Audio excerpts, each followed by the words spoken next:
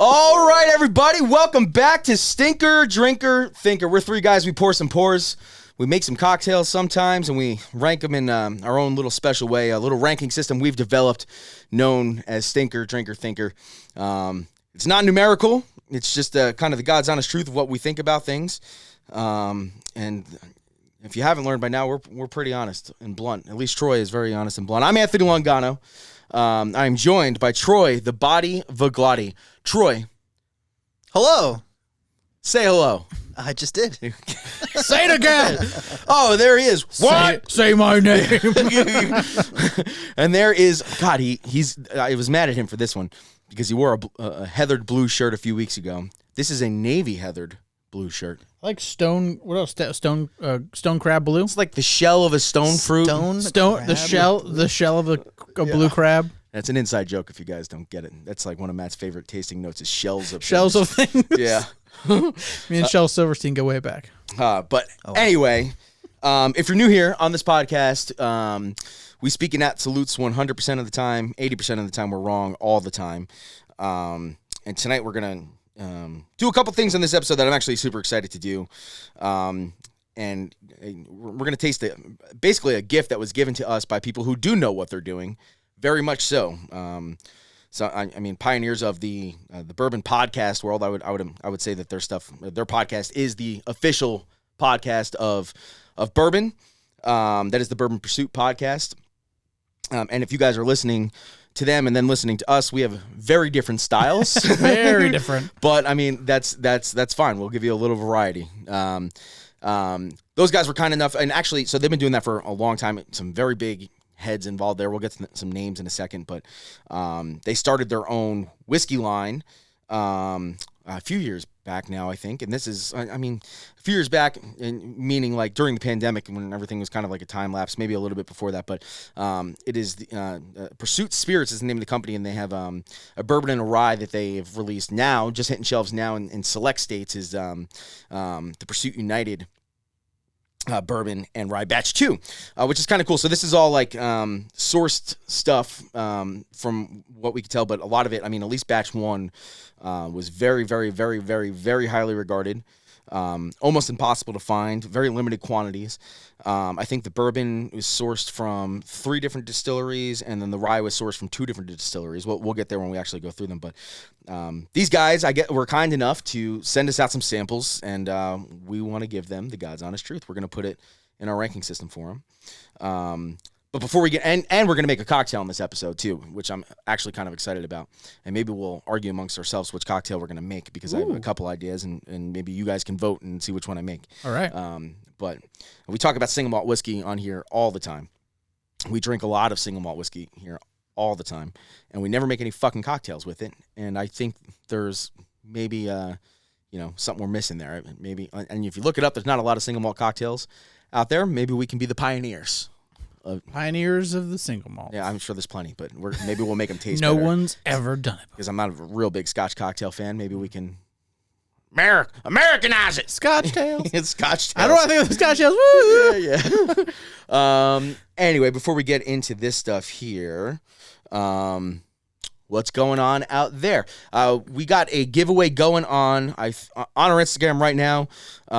We have filmed these episodes so far in advance, I can't tell you which one it is, but if you're not following us on Instagram, you're missing out, because we love giving liquor away. So there's always a giveaway. You just say, there's a giveaway. It's like, yeah, there's probably a giveaway. I'll tell you, it's either some sort of Joseph Magnus bottle. Maybe it's a bottle of McKenna. Maybe it's a bottle of Sazerac Rye. Who knows? But I think last episode when Cody was here, we'll recap on that. We had Cody from Troy's partner winery, Day Lily Estates, on here, which was cool. We had him on for 2 episodes. We did some wine finished whiskey, and then Troy made us some fucking ridiculous wine cocktails. But when he was on here, we were talking about, was that the joke episode? Oh, yeah. Yeah. We talked about, giving away a bottle of Weller Special Reserve if you can make me and Troy laugh. Yes. Yeah. And I'll make this more official. We'll lay some rules out. But I want to give you a bottle of Weller Special Reserve. If you're new, Matt does these things called cracker breaks. We eat oyster crackers in between pours to cleanse our palate. That's probably the most improper way ever. Kenny, maybe you can message me and tell me how to cleanse my palate. I don't know. Crackers are fucking good, though, and that's all that matters to me. But if you submit a joke to us at contact@stinkerdrinkerthinker.com, and Matt can somehow make me and Troy actually fucking belly laugh. And Troy's laughing right now because he knows that's impossible. It is actually a tall order. I will give you the best of the Weller line, Weller Special Reserve. Not a joke.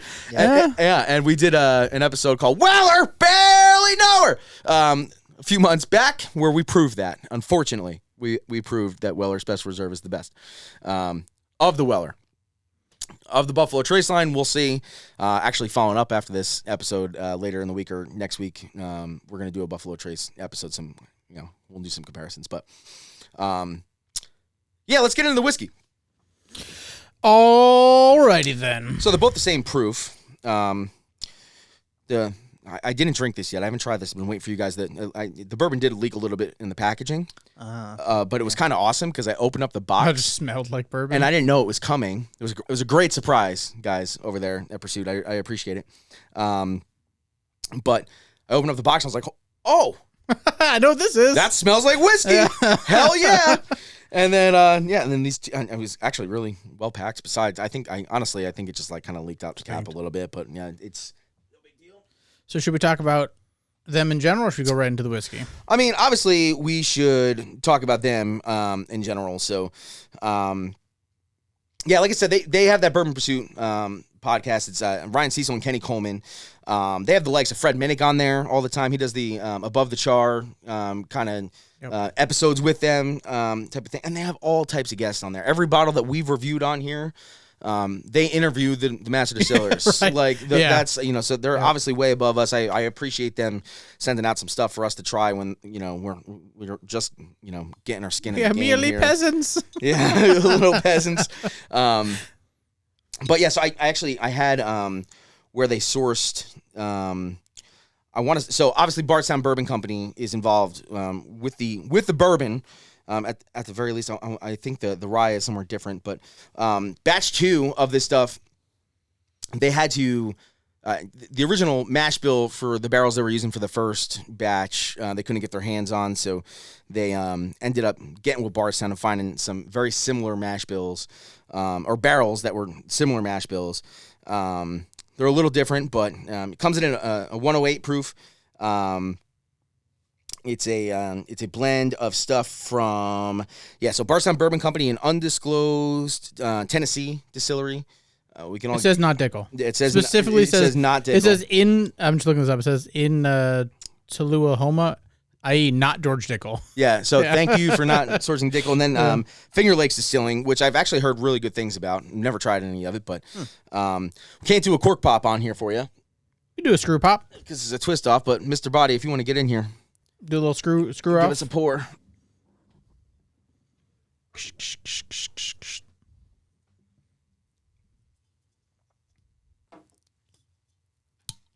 Oh. Got a little something. Little seal crack. A little plastic breakage.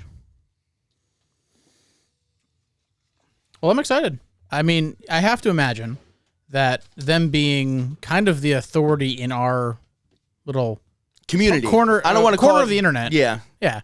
That I imagine is probably pretty decent. I have to imagine. So, I have seen it in Binny's before.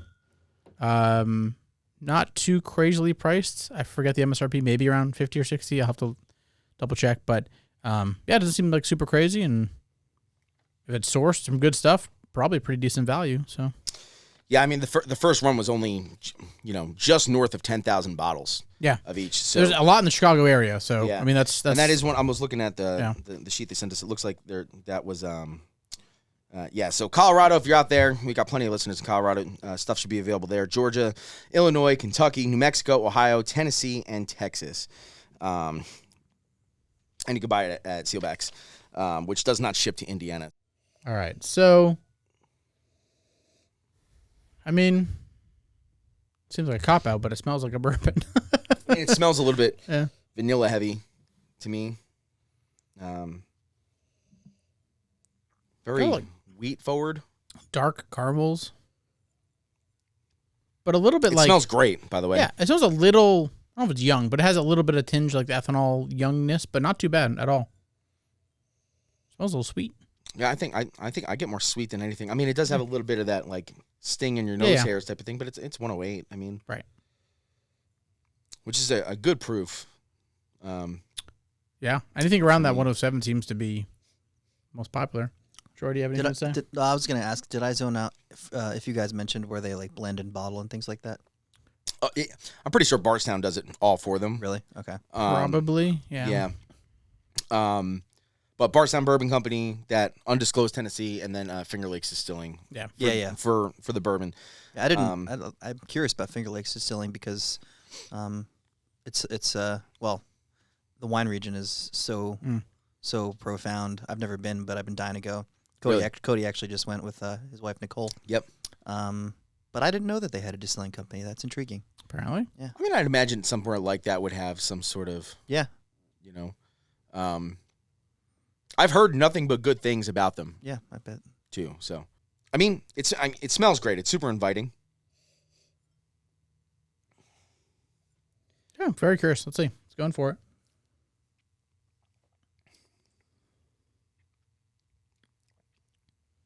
Sweet brown sugar toffee. Maybe like the slightest hint of like some plum. It's got some oak to it too. Yeah. It can taste a little bit of barrel char. It's a little oily, but not too much. I mean, it's fairly quick to finish, but still like nice. The finish is kind of just like it's not obviously not super long, but it's got a nice little ting, little tingly thing going on. It's not like peppery; it's just kind of like a spiced sugar type of deal. I mean, I would drink it. That's what I'm saying. It hits a lot of the notes that I enjoy. Do we know what the price point is on this stuff? I think, if I recall, at Binny's, I think it was 50-ish, 60 maybe. I mean, I'd pay $50 for this. Right. I mean, it seems like I'd probably pay $60 for it. Yeah, especially in this market right now. I mean, it's above average. I mean, especially for the price point. Yeah. Good stuff. Troy, what do you got? Yeah, I mean, just a lot of benchmark bourbon notes that I like. The sweetness, it's like a pumpkin pie spice.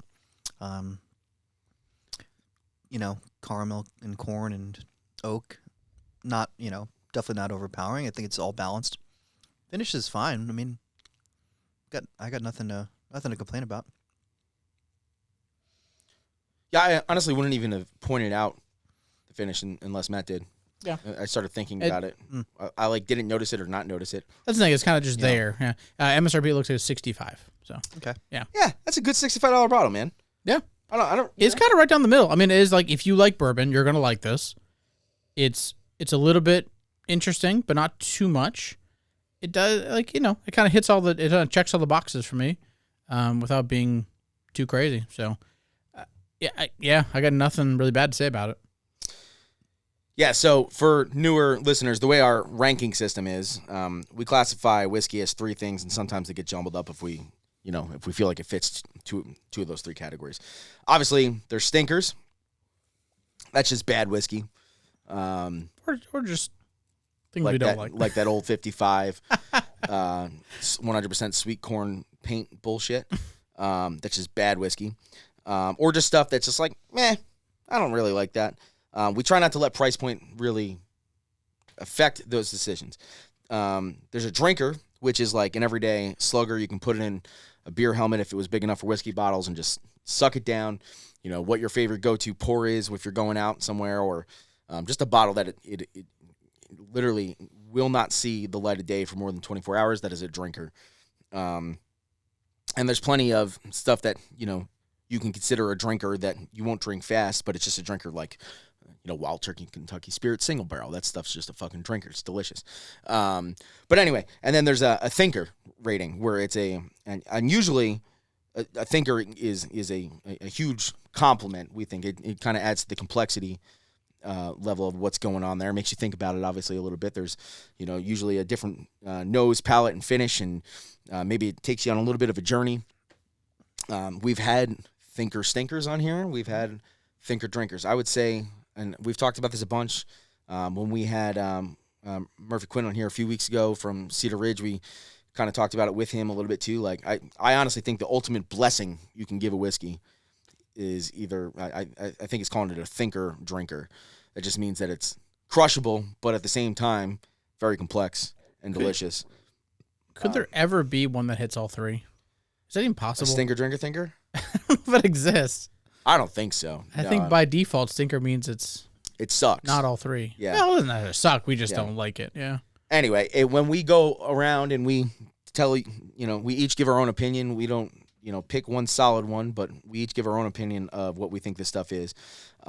If 2 out of 3 of us call it a drinker, it goes in this thing called the Infinite Drinker Decanter, which is on our table here, which is basically every whiskey we've ever liked on this podcast with a small pour of it in a decanter. On episode 50, a few weeks back, we drank it, and it was delicious. So the Ulta drinker. The Ulta drinker. Yeah. Going to this whiskey, I think this is a really good starting point for a young brand of people who obviously are very knowledgeable, probably have a lot of connections. Yeah. And got at least one extremely reputable bourbon company help them pick barrels, which, would be in Bardstown Bourbon Company. It does have, to me, the nose is super inviting. The palate's great. The finish is whatever. There's nothing really going on that makes me want to deep dive into it, spend hours with it type of thing. It's just a good drinker. I'm excited to see where they're going to go. I do think that it very much has this new wave bourbon profile to it, which is exciting to me. I love that stuff. I'm, as much as the old Buffalo Trace and home run hitter Elijah Craig's and, all these older bourbon companies that have been doing it forever have done it before this big boom hit. This new bourbon wave with innovative distilleries and the science going into the aging process and barrel aging and things like that. I mean, I'm excited for it. I think this is a great start for you guys. So cheers. I'm going to call it a drinker. I'm going to have to agree. Yeah, I mean, it just tastes like a very solid whiskey from people who know things about whiskey. You know how to decide what's good, whether blending or picking barrels. It kind of hits, like I said, it kind of hits all the checkpoints of a good drinkable bourbon. It's not super complex, I don't think. But it is, I think, as good in this market as $60-ish is going to get you, quite frankly. So I am just going drinker. Yep, I agree. You guys have pretty much said everything that I could ever say about it. So yeah, I'm just gonna say it's a drinker. Going drinky? A benchmark bourbon. Yeah. Interestingly enough, I think we have some of that. Well, coming next up in the episode. Yeah. Talk about benchmark bourbon. Yeah. All right. Well, yeah. If that's the first, that's what batch 2. If this is the batch early 2. things of what they're doing, they could just keep this up and sell a crap ton of it. And I'm sure they're gonna come out with other stuff. They seem like they're not ones to just kind of rest on their laurels, and they kind of are very interested and love the industry. So. And this stuff is buzzing, man. People want to try it. People, it's good. Pretty good following. So, excited for this. Thank you very much for sending us out this one. We're going to get into the rye here after a little cracker break, but excited to see you guys hit more states, hit Indiana. This is really cool. So, thank you. Thank you, indeed. And on that note, I think we're going to a little bit of a quick old palate cleansing cracker break. A cracker break.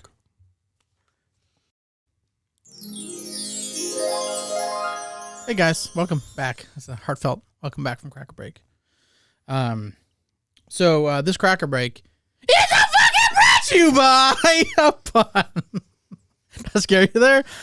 Hey, this might be a submission. I don't want to give that Weller away so easy. You stop smiling, straight face. This might not be a submission. I'm just gonna read a random one. You ready? 1, 2, 3, or 4. Give me a number. Okay. My friend is a Jewish cowboy who does construction. He really wears a lot of hats.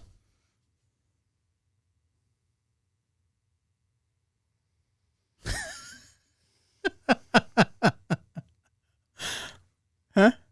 Yeah.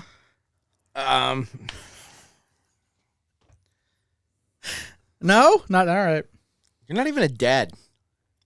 Is that a submission? I can't tell you. Yeah, no, you can. You have to tell me now. Yes. Who submitted that? Nick Nevins. Nick Nevins. Nick. I was smiling the whole time. It's a good joke. But did you belly laugh? I didn't smile at all. I think the joke's what's going to have to make me belly laugh. I don't you think say you prefer puns. I do. Well, I'm giving you puns because you asked for them. Yeah, but I don't think a pun's going to make me belly And laugh. Nick's submitting puns because he thinks it's going to make you belly laugh. I think he's submitting them because well, actually, that's not really true. I think he's submitting them because I am known to be a punsman. A pun connoisseur. A punsman. A punnoisseur. Just a sarcastic, straight-faced asshole. A punison. See, that's the kind of stuff that makes him belly laugh, guys. There it is. Well, All right. maybe the next one. All right. Rye. This is exciting.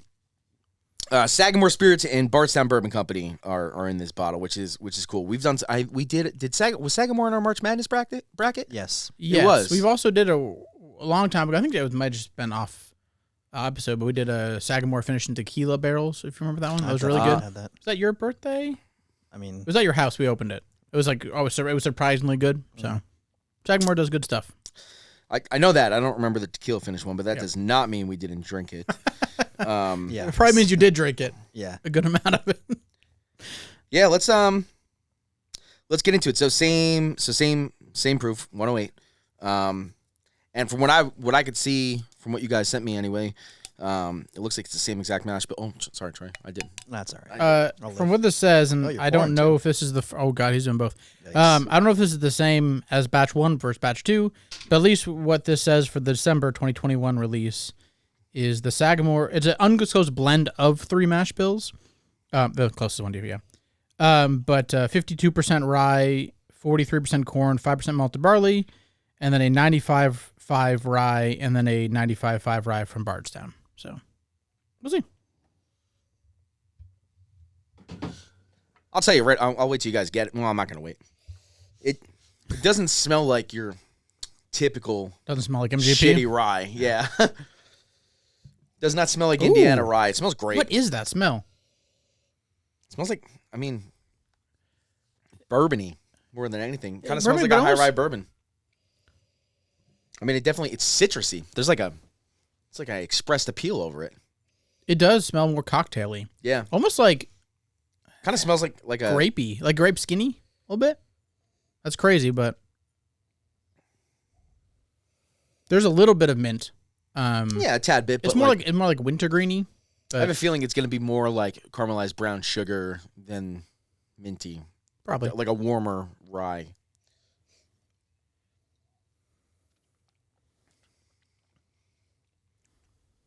I was wrong. It's almost a little bit. It's almost like bamboo. Like there's like a light wood. You're wrong. No, in a good or a bad way. You decide. Okay.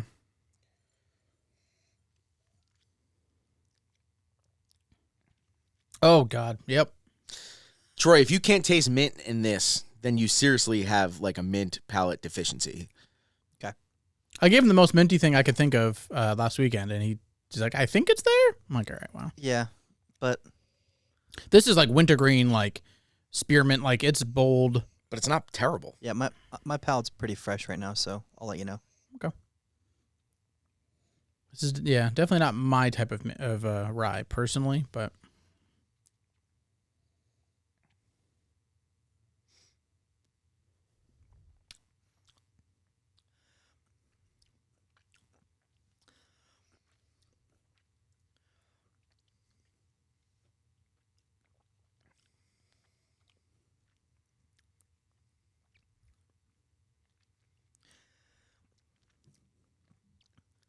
Yeah, I think I get it. Listerine. I love it. I think I get it. It's like Listen, it's not all the tasting notes I'm going to give everybody right now are not bad. The whiskey is not bad. I'll start by saying that. It's not great, but it's not bad. This tastes like if you were chewing a piece of gum that was made by the company Listerine. Mm-hmm. It's got like a mouthwash character to it. I strongly hate mint and like Yeah. Listerine. I just can't tolerate it, and that's totally nothing against the whiskey at all. The nose is so Right. pleasant, and Matt, do you use like bubblegum toothpaste? No, you just I use Use the like it's Flintstones almost like baking. It's almost like baking soda. It's does it like come out of no like a flavor. spray bottle with No. like Wilma Flintstone on it. I wish, man. Back in the good Moana. days. Do you have a Moana No, toothbrush? it's like Sesame Street, like whatever pink, whatever that was. Fruit punch, whatever the flavor that is. Matt is so grouchy, isn't he, Troy? I'm just a grouch. I'm sorry. Because I live in a fucking trash can. Yeah. I would say, I mean, yeah, it's obviously it's a mint bomb. I mean, it's very high rye. I don't know what the bill is, but like we went over it. Two things are 95.5. Yeah. So Let me ask you a question. very citrusy. It's warm. Sorry, I do get like this brown sugar like caramel thing on the bottom layer of it, but it's so bright and minty that you really got to dig through it. There's almost like this like little bit of this like tainted cherry or like a non-ripe cherry thing. Do you get any buttered corn? Am I crazy? What's left in my mouth is a little bit butter corny. That might have been from your oyster cracker. It's possible. It feels like I had buttered corn on a cob, and then I flossed my teeth with mint floss. But anyway, Troy, you're going to say something. Yeah. Why does it seem like rye can stand on its own as a single grain more so than corn and bourbon? Like, I'm not saying every, rye whiskey that you have is 100% rye, but I feel like most of the ones that I remember the mash bill of seem to be a significantly higher percentage of rye than most bourbons are hot, like that higher percentage of corn. Well, I mean, just think about when we did the Old 55, 100% sweet corn, compared to something that is basically 95% rye right now. We've done full 100% I don't think that's rye a fair whiskeys. comparison. No, rye is just it's just a much more, potent. I don't know. No, he's asking why it can stand on its own. Like, this obviously tastes better than the fucking paint whiskey we had. Yeah. Like, Well, that's the sweet corn rather than. I mean, Balcones does, baby blue and true blue, 100% blue corn. Yeah, blue corn, I think, different flavor profile. Totally, yeah. But that's the only 100% corn whiskey other than that 55. Not mellow that corn. I can think of, mellow yellow. Mellow yellow. Yeah, mellow yeah. corn.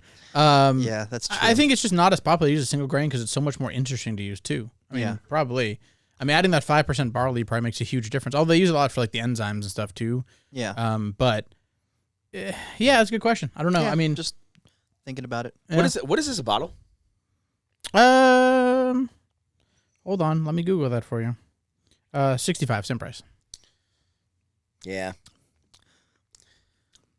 It's just not my palate. I think someone out there could appreciate it, and they probably like rye more than I like rye. But it's not for me. It's opening up. I mean, I'll tell you, the finish is really the mouthwash thing. Here's my take on it. Now that it's swirled and breathed in the glass a little bit, the nose is so pleasant, and it's very, very inviting, and it kind of gives you hope that it's going to be like one of those more darker, brown, sugarier rye. It's kind of like the Castle and Key stuff is. It's like this warm rye type of thing. And then you get it in there, and it's like, at least first with a fresh pop, it's kind of like Will It Gone Bad, just like. But now that, I mean, good like underlying notes of like just caramelized brown sugar, vanilla, some sort of fucking tart or like sour cherry thing, and then it's just like when you swallow, it's mouthwash. It literally is just like a spearmint mouthwash, Listerine bomb. And I think that's the only thing I don't like about it. For $65 a bottle, I probably wouldn't buy this. Yeah. Having tasted it, as a collector, I probably would, just because I like these guys. I like what they're doing. I know their bourbon tastes good, and I know rye is really kind of like a preferred. I mean, I love rye. Everyone in here knows that, but like I don't know. This one doesn't really hit home for me. I think it's kind of missing some age or some barrel. I think I'm probably gonna just gonna call it a stinker. I was gonna go stinker, but if you like mint drinker, essentially. For me, it's a stinker, but I think if you like that flavor profile, I think you'd enjoy it. I think it is interesting enough to absolutely have merit in the space. I think it's, like I said, there's a lot you can pick out, and I guarantee it's going to evolve even more in the glass if we let it sit there. Obviously, it's a fresh crack, whatever. But yeah, I'm going stinker for me personally, but I could see it being a drinker for some people. It's a drinker for me. Yeah, I really like it a lot. There you go. What do you like about it? I think it's really complex.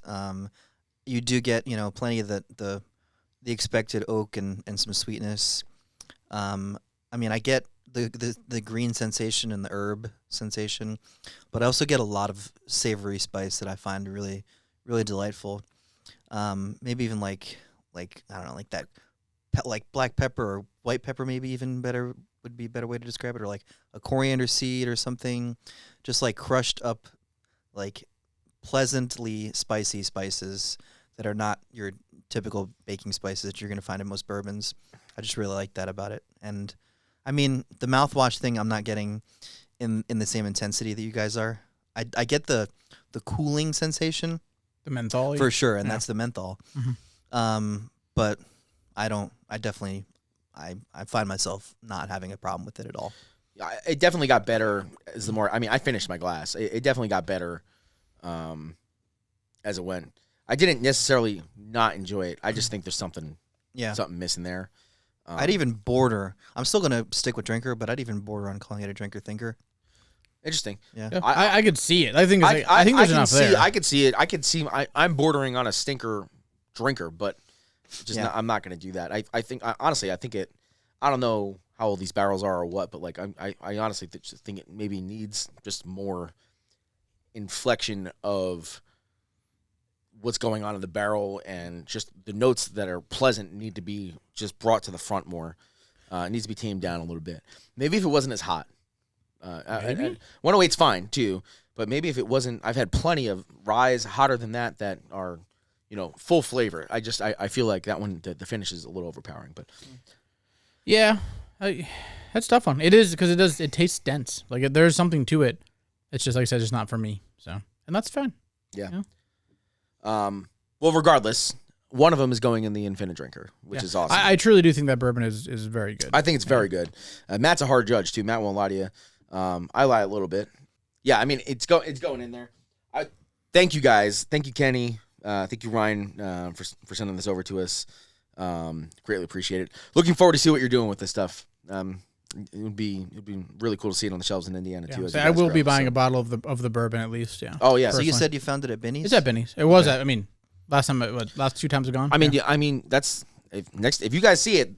And you're on collector status. I mean, there's only 10,000 bottles of the first batch. I think that obviously the output is a little bit hotter with the second batch, but still limited production stuff at this point. Yeah, I truly do. Blended from excellent distilleries by people who know what the fuck they're doing. So. I think for me, and that's the biggest compliment I can give, even though I do buy a lot of stuff and necessarily don't like. But that being said, if I try it and I actually am going to go buy a bottle, to me, that's the biggest compliment I could personally pay for it. So, yeah. All right. Yeah. Well, Troy, could you please put this in the Infinite Drinker while I discuss cocktail options with you? Yes. Yes, doctor. Cocktail doctor. What are your options? What are we thinking? Oh, so I think I said this at the top of the episode. I want to do a single malt cocktail. Okay. And there's a couple things I saw. One is called the STFU. Okay. Which is basically a peated American single malt riff on a last word. Okay. With a couple different things in there. Like what? Well, I mean, it's still the same ratios. Okay. Equal parts, 4-part cocktail. So some sort of peated single malt,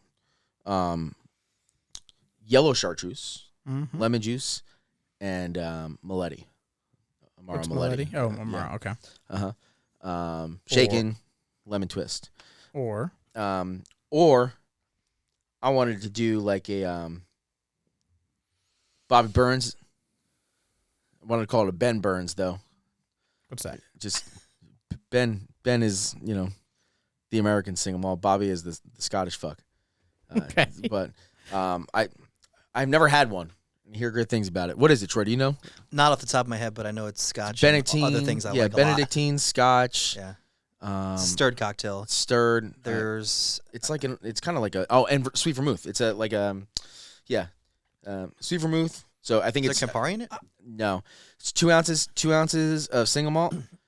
3/4 ounce of sweet vermouth and 1/2 ounce of Benedictine. So I'm more inclined, just right off the bat, without knowing really anything about these, I'm more inclined to do something that no one's tried here, personally. So it would be the STFU. Oh, I'm intrigued by it. I just think I'm scared it's gonna suck. Oh, okay. And the whiskey I was talking about the second one. No. Have you tried the second one? I mean, I've tried that cocktail without single malt before. Fuck yeah. Oh, okay. So the same. Okay, so that's the only change. Okay. Yeah. Yeah. Then I would do. I want to do the one that nobody here has tried personally. So I'm scared because the only peated single malt. Me and Matt both don't like peat. Peated single malt we have is the Westland Garryanna 5th edition, which is half peated. It's supposed to be a lightly peated single malt. Well, that's lightly peated. Yeah. I also have, what is it? Kings County? Is that what it is? Oh yeah, the peated. I have, that's I have the peated bourbon. bourbon. I have a peated Let's bourbon. just do. Let's spend. Let's put a really fancy bottle in a cocktail and see how it tastes. And that cocktail's only 3/4 ounces. Do you want to taste a little bit of it first? No. Yeah. Just want to go right in for it. All right, cocktail break. Cocktail break. Welcome back from Cracker Break. This Cracker Break's brought to you by one more goddamn pun. Are you ready for it? Doesn't matter if you are or not, because it's gonna happen. Hey, Anthony. Hey, Matt. Hey. What do you call a guy with no arms or legs floating in the ocean? Fucked. I'm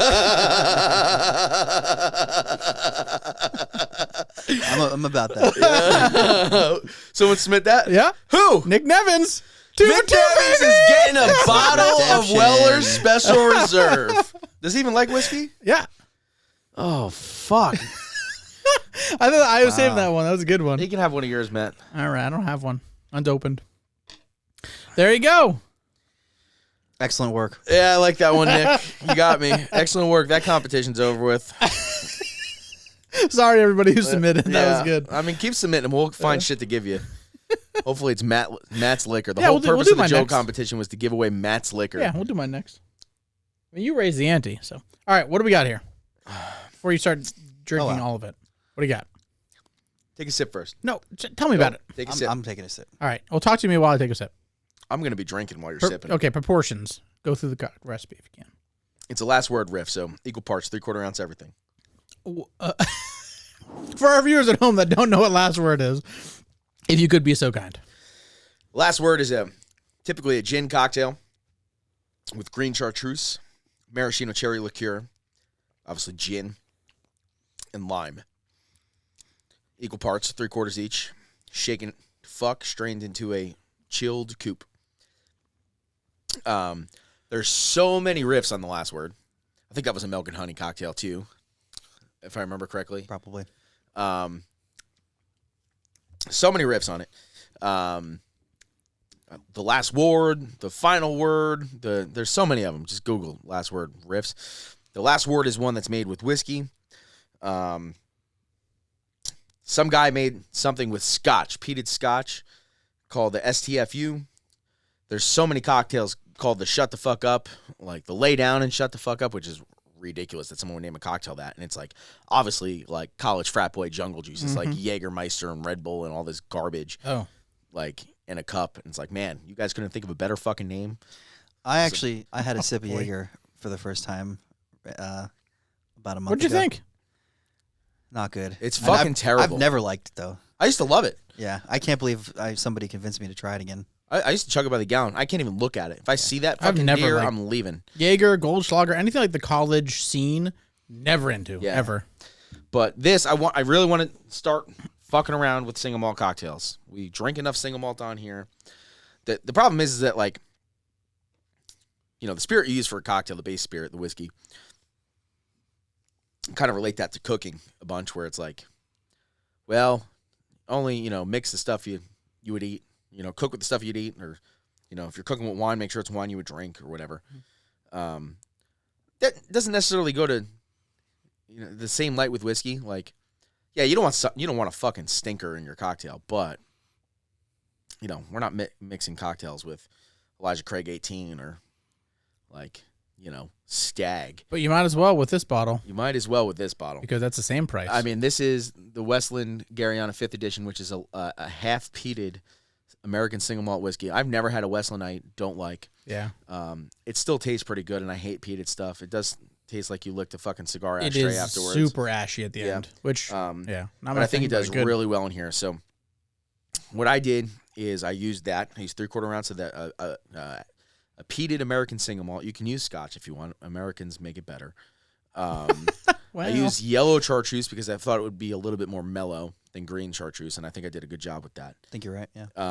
I think I used lemon juice because I thought lemon, whiskey, lemon, smoky, zest, it would pop. I think I did a good job with that. And then I wanted to get like a bright but still like herbal Amaro, something that was, I almost thought about using Fernet, something that mentholy type of thing, but I used a Amaro Meletti, which is one of my secret weapons. It's amazing. It's so good.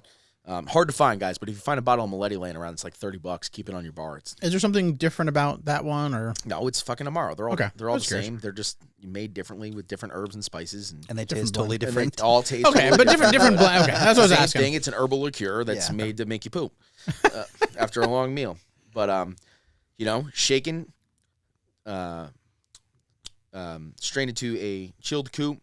Took a little lemon zest swirly poo. What are they called? Channel? So, yeah, It's like whatever. a channel peel or something. Yeah, and then I put that in there. Chanel. A Chanel. A Chanel. That's too fancy. We're talking about Gucci now. Such a fucking turd. I will tell you, the smoke. We tried it a little bit beforehand. I'm not a huge peated guy, but it really, really, really, really works in this cocktail. Yep. Another thing I was thinking about doing is using regular single malt and actually smoking the drink. That would also work. Yeah. You got like a cocktail smoker or something. Yep. We should do an episode coming up on maybe get a cocktail smoker, take a bunch of different woods, Yep. like cherry wood, apple wood, things like that. Find out what the best wood is to smoke a cocktail. Yeah. And also maybe it's different for different spirits. Yeah. Yeah. But this is fucking delicious. It is really good.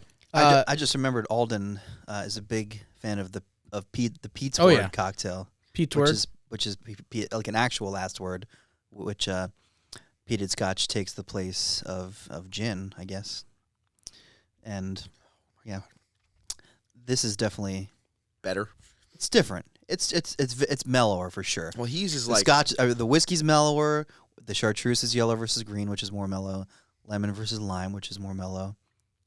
he also uses like Lafroig, which is like a smokehouse, dude. Well, this is a really good introduction to smoked or to peated Scotch or peated single malt because it has a little bit of that, but the lemon really the acidity balances out really well. Like it's very well put together. I do want to try that Kings County Me too. Yeah. peated bourbon. Yeah. I'm intrigued. Maybe we'll open it on a podcast. Maybe we'll do a American peated episode if we can find. It's just some called stuff. What's Up Pete off? No, Yeah, Pete off. Pete, no, we can't do that.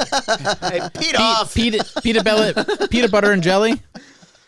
My God, whatever fucking clickbait we can find, I know we said we're over that, but we want your clicks. Pete and pizza.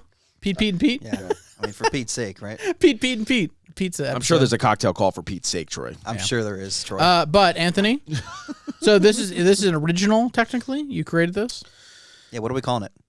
I riffed on this STFU cocktail, Right. which one person made and got like 3.5 star reviews everywhere. Okay. They used a mesquite smoked Garrison Texas whiskey, and I don't really like the Garrison stuff, so I didn't want to. I don't for a lot of reasons. But Yep, yeah. that's neither here or there. Yep. They used an American Amari distillery. I don't know. Tiffords. You ever hear of Tiffords? Are you sure it starts with a T? Yeah. Yeah, no, I don't know it. Yep. And which also had terrible reviews. No offense to anyone who has Tiffords or Dickel. It's not G with a G, G-I-F-F? Giffords. Yeah, Giffard. Giffard. Yeah, maybe. Is it Jafar brand? They make a bunch of amazing liqueurs. That's why I was wondering. Yeah, and then is their logo like vertical? Like if they write it down vertical? Maybe. Yeah, whatever. Well, I mean, white label, pretty sure. yeah, and then they use green chartreuse in it as well. I don't really like the idea of like smoke and green. Yeah, I think the yellow mellow. So what are you calling it? Do you have a name? You shut the fuck up. No, you. Yeah, It's called the No You. No, you STFU. I don't know. I'm just gonna call it the American Smokestack, Okay. or I don't know. Yellowbird, the canary in a smokestack. Canary in a smokestack. Sure, you named my cocktail. I don't know. I'm just spitballing here. It's got to be like the last Tweety bird. or like how about the first bird? For bird is the word. Bird That's is- probably already that's cocktail. We'll call it the first bird instead of the last word. We're gonna call it the first bird. That should be the name of the Yeah, cocktail. Yeah. I'm thinking it's like Yellowbird, Tweety bird. I think of yellow birds. Just got flashbacks naming this podcast. yeah. That's it. That's the name. I don't know, guys. I don't really Speaking like it. of naming the podcast, What is it, Troy? What is what? The name of the podcast? No, the name of the. Yes. Where does the drink fit in our ranking system? Oh. Sorry. I was like, what do we do here? I don't know. Yeah, what do we do here? What would you say you do here? That's a tough question. Pete? I mean, I'm considering how much the single malt adds to the thinkerness of it. I don't know. I don't think it's quite enough to bring into the thinker category, but it is teetering on the line for me. But I am just going drinker, I think. I think I am as well. Would you guys order this at a bar? Yes. Yeah. I think I definitely would. I think that, I mean, I feel like I just smoked a cigarette without all the side effects. Like the taste is there. Well, because it takes all the best parts of the Garryanna. Yeah. And then adds it with a nice cocktail on top. Yep. Essentially, I mean. Yep. I think the single malt is there. I think it's the thing, and this is the thing I think where the last word might be one of the gateway drugs of cocktails. I mean, equal parts cocktails in general. If you guys don't fuck around with equal parts cocktails, or like if you have friends who don't like cocktails, make them equal parts cocktails. Or like if your significant other thinks that they don't like liquor and you're trying to get some, Make them paper plane. make them a paper plane. Like equal parts cocktails are literally the gateway drug, because for some reason you can taste every component, and if you can hit all 4 components or 3 components or even 6 components, there's six component equal part cocktails, which is amazing. That's insane.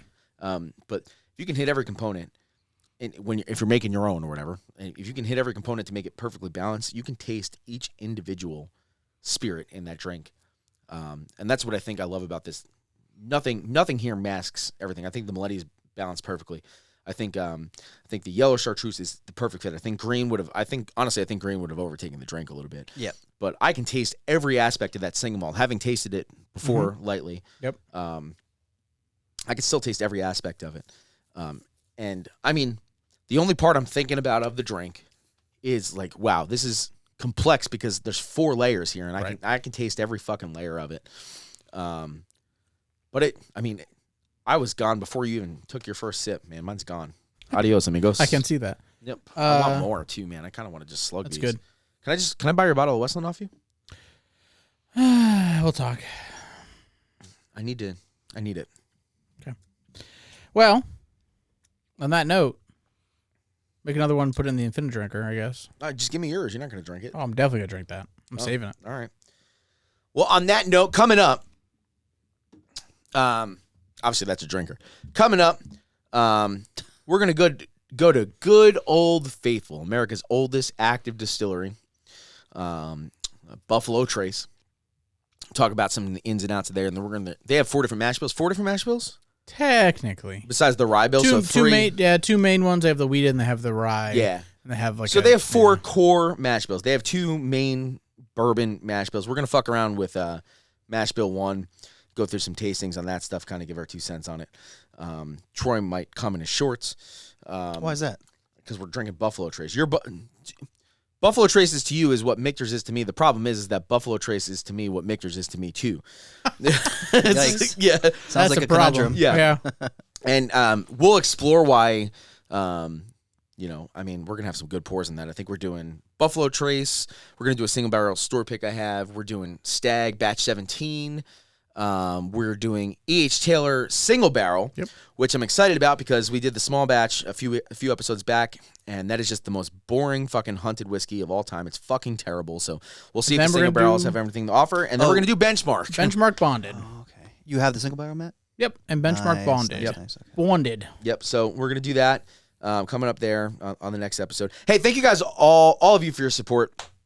The past couple of weeks, especially since we moved into this new space, have been super fun. We've had some awesome guests on here. If you're not, if you're just skipping along, watch back a few episodes. We had Murphy Quinn from Cedar Ridge on here. We had Cody Krause from Daylily Estates, who's obviously a super knowledgeable guy, and him and Troy just kind of like spit science at each other for a while. It was a good time. We drank some really good whiskey and made some really good cocktails on those episodes. But yeah, we appreciate all your support. If you're not following along on Instagram, we are always giving something away. Always, at least once a week, if not every 10 days at most. So if you don't see something right away when you first get on there and follow us, we're always giving something away. Interact with us on there. Go to our website, submit Cocktail Doctor riffs to us. Submit jokes. We're always going to be doing something there. But and if you're watching us right now, hit that thumbs up, hit that subscribe button. That's huge. If you're listening to us, the biggest fucking thing you could do is 5-star reviews. We have, I think, well over triple-digit subscribers on our platforms and a very low number of 5-star reviews. The best thing you can do for us is, if you don't want to share with your friends, just hit that button because that makes the algorithm share with people. So if you could please do that, we would greatly appreciate it. And until next time, Troy, lead us out. Yeah.